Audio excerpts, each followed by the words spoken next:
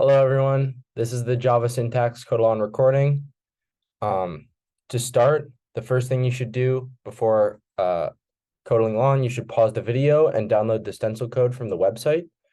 You can do this by going to the website, cloning the repository, and coming to your terminal and typing git clone and pasting the URL, and make sure to be in your SRC folder when you do this. I'm not in my SRC folder because I'm not a student, but I have my own custom folder, Codalong. So Codalong1, you can think of as your SRC folder for the purpose of this. So let's get started. The first thing we're going to do is just explore our various classes. Here we have a main class. We haven't learned much about main classes in lecture yet, but think of the main class as just the thing that starts the program. When we compile and run our code, we run the main class. And all the main class does is call this one method, the main method. And all our main method does is make a new restaurant, which has a new chef.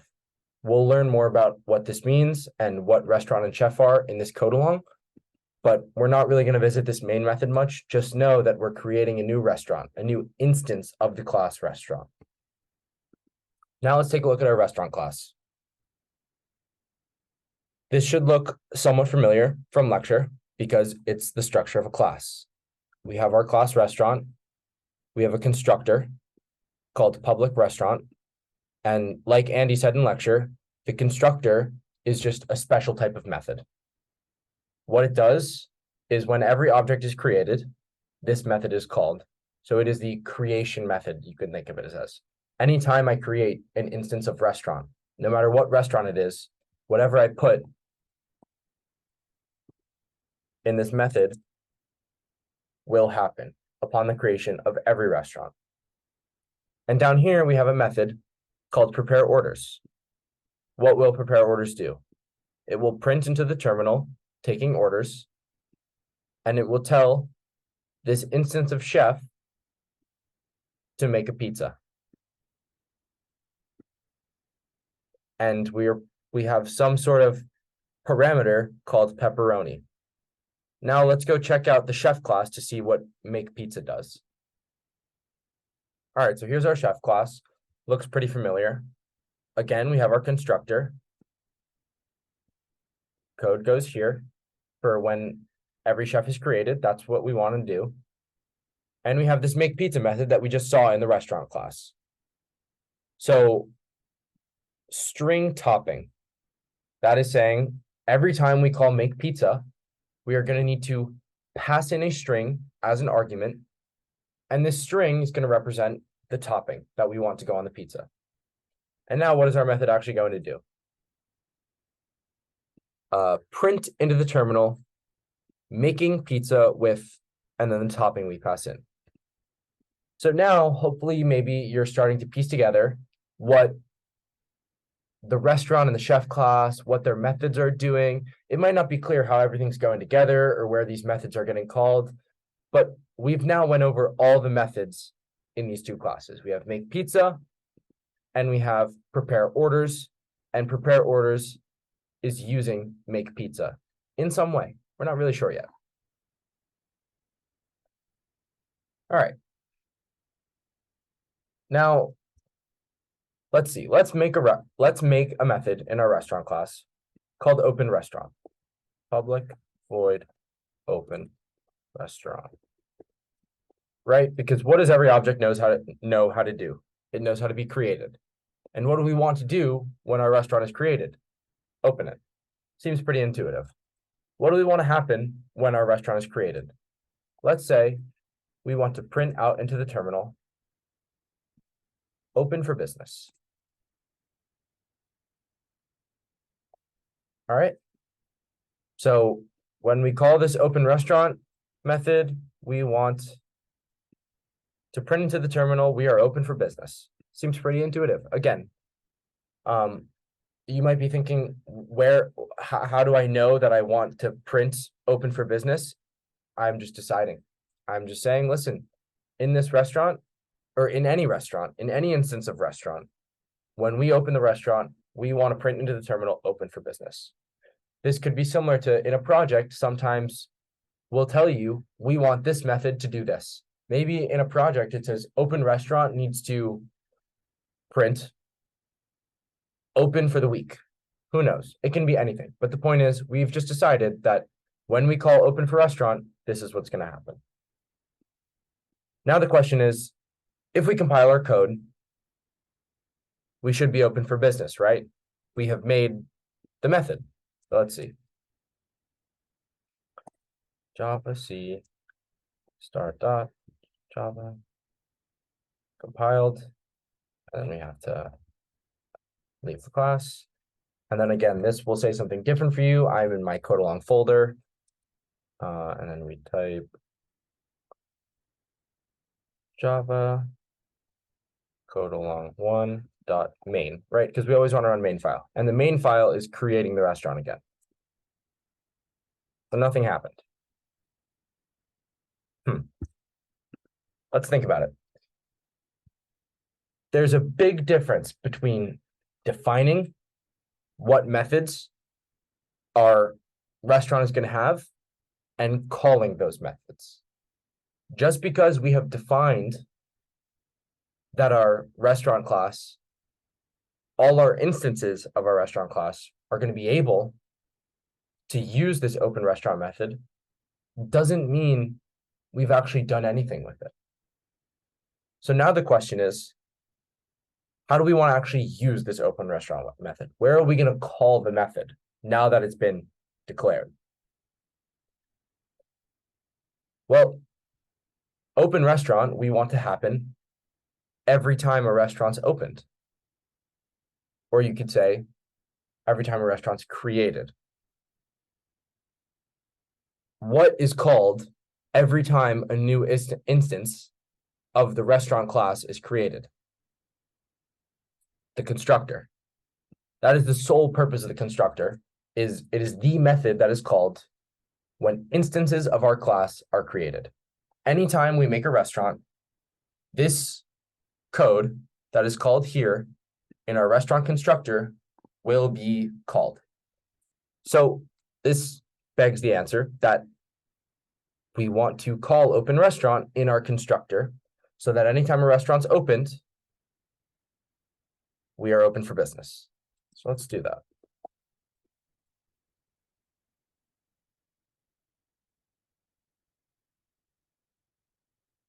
Right. So now in our constructor, we're saying restaurant dot open restaurant. But I have an error. So we should remember that classes don't call methods, instances of classes do.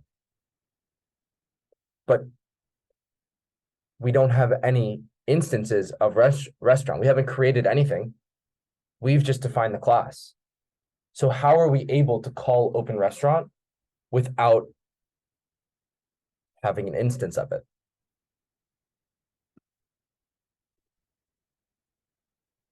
This is where this dot is incredibly important. What this dot does is says, this thing, me, myself, I, open restaurant. We don't have an instance, but this is saying when we do create an instance, me, myself, I, open restaurant, which makes sense, right? When we create an instance called the Ratty will read this code and say, me, myself, I, open restaurant. That's exactly what we want. Whereas restaurant.open restaurant, there really is no analogy because it's just not allowed. It's a class calling a method. What does this dot also tell us? Every time you see this dot, it should immediately scream to you that the method we are calling is in this class. It has to be. It is a rule. We can't call make pizza. This dot make pizza won't work because A, it's not our method. It's the chef's method. Only the chef can call make pizza. And B, we can't use it with this dot because it's not in this class. We haven't defined the method in this class. So this dot means two things. Me, myself, I. I want me, myself, I to do this. And this method is defined in this class.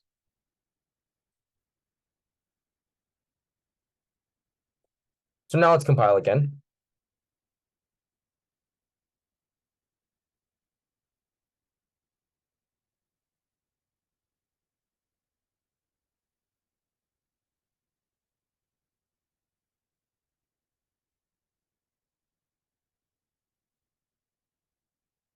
There we go.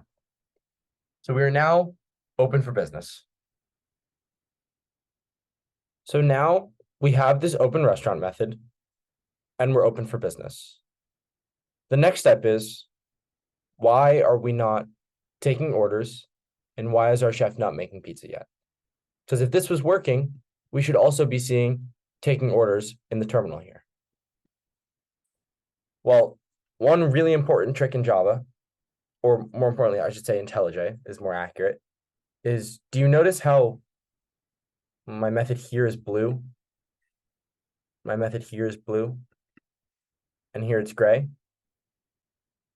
You also might see here, it says one usage. Here it says one usage, and here it says no usages. Intuitively, no usages probably means it hasn't been used anywhere. We defined prepare orders, but we haven't actually called it anywhere. We didn't use it.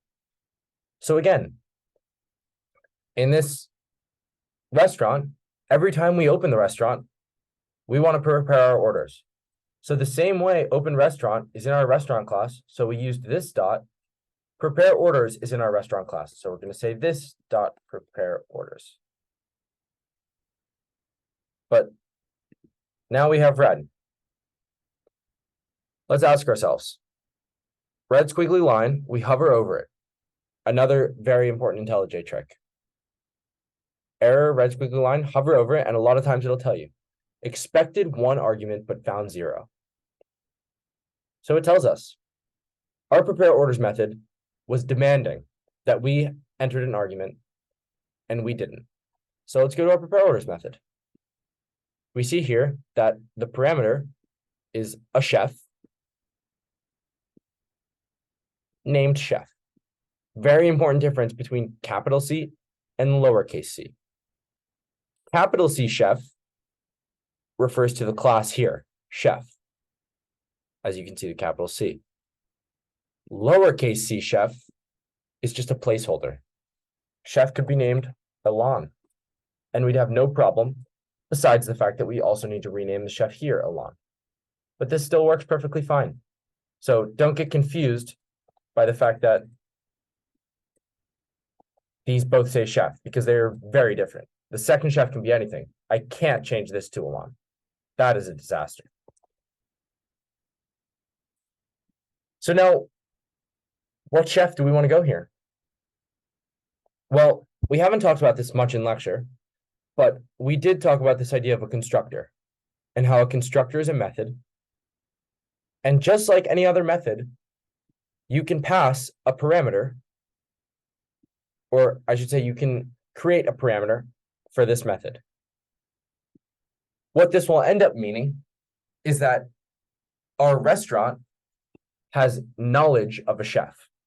The same way here that when we pass a parameter chef into our prepare orders has knowledge of this chef Elan and can use him down here. The same idea holds. Our restaurant now knows about this chef. Name a different chef. Elan 2. The second Elan. So now in prepare orders, we have access to this chef. We know we have this chef. We know prepare orders needs a chef. Well, let's use this chef. All right, let's go back to the chef class. So we're now in the chef class. What do we have? We saw this before, but it's been a while. So let's review. We have our constructor. We have our make pizza method. We see that our make pizza method is being used once, and we know where that is. It's in our restaurant class to prepare orders. What else do we think a chef needs to know how to do? Let's say every chef needs to know how to cut the pizza too, because after you make it, you got to cut it. So remember how we define our methods. Like this, looks pretty normal. But now my question is, are we always cutting a pizza into the same amount of slices? We can do it. We can make it that cutting pizza into 8 slices every time. But I don't know. I get my pizza a lot of times with 4 slices, 6, 8, all over the place. Sometimes you get square pizza with 12.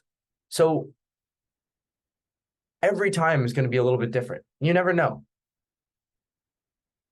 So what does this suggest? We want some kind of information to tell the make pizza method how many slices we want. This is why we use a parameter. So we want a number.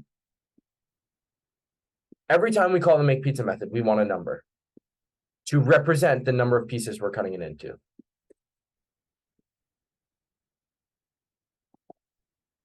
And we can do this to concatenate our string here. Just a fancy way of saying this is all going to print nicely in the terminal, and you'll see how that goes. I know, oh, I just realized I named the method wrong. Cut pizza, but it's the same idea. So now we have our method that's going to cut the pizza into however many slices we ask it to. So now that we've written our cut pizza method, let's call it. Let's say we want to call it in our restaurant class. After we make pizza every time, we want our chef to cut pizza. And it's red because remember, chef is named Alon here. Could be named whatever you'd like, but just remember it's the name. Consider it the instance, not the class chef calling the method. And it's saying we forgot our argument. So let's just remind ourselves, what is our argument? The number of pieces. So let's say in any restaurant, we want it to be 8 pieces. In this situation, we have limited the generality of our code. We kept it very open-ended and said num pieces can be anything, but now we've made it very specific again. And we've said in this case, and all restaurants, because remember it's the class, not the instance. So anytime we create an instance of the class restaurant and we prepare orders, it's going to get cut into 8 slices. There are other ways you could write code that would leave it open-ended again. But for the purpose of this exercise, we're going to leave it as such. For our final method, we're going to write a method that we can use to figure out how many slices we're going to have if we have a certain number of pizzas and each of those pizzas is getting cut into a certain number of slices. How are we going to figure out how many pizzas and how many slices we have? Well, we're going to demand that the user tell us num pizza int num slices. So every time we call how many slices, we're going to have 2 arguments, num pizza and num slices. And we set that up with the parameters. And now, simple math, how many slices are we going to have? We're going to have num pizza times num slices, amount of total slices. But here's the thing. It'd be nice if there was a way that we could get this information back, right? Because we want to use this somehow. Our chef maybe wants to know how much time it takes, or there's a million examples that you can think of in the real world of why our chef would want to know how many slices. But right now we have void return type, which means our chef is getting no information. Our chef is just calling this method, how many slices, and forgetting he ever did anything and moving on. He's not waiting for any information to come back to him. So how do we do this? Well, we want an int. Now, every time we call how many slices, we're going to get an int back. And what do we want that int to be? The number of total slices, which is number of pizza times number of slices. So how do we actually make this happen? We return. This is the really important part. It won't happen unless you return. This is why it's called the return type, because it is the type we are returning. Literally, the keyword return puts this into this. And you can see that these two things are ints because we demand them, pizza and slices. And these two things, or our two ints, are getting multiplied together. So we can guarantee our return type is an int, right? An int times an int is another int. Watch what happens when we do string. Everything messes up. Operator, it's a disaster. This is just an exercise to show you Java is very, very, very strict with types. Java will always yell at you when you incorrectly use your types. So now, one final time, we can just compile our code and check to make sure it works. And the last kind of key trick I'll show you is that as a teaching staff, we want everyone to understand what compiling and running code looks like. It looks like Java C, start Java, exit, and then run your code. But there is a magic play button in your main class, which you can use. When you press this run main, it both compiles and runs your code. So when I press it, as it runs, we have all our stuff. A little bit of a spacing issue, but that's no big deal. We can go back and fix that if we really wish. In our chef class. And then we can go back and run our main method.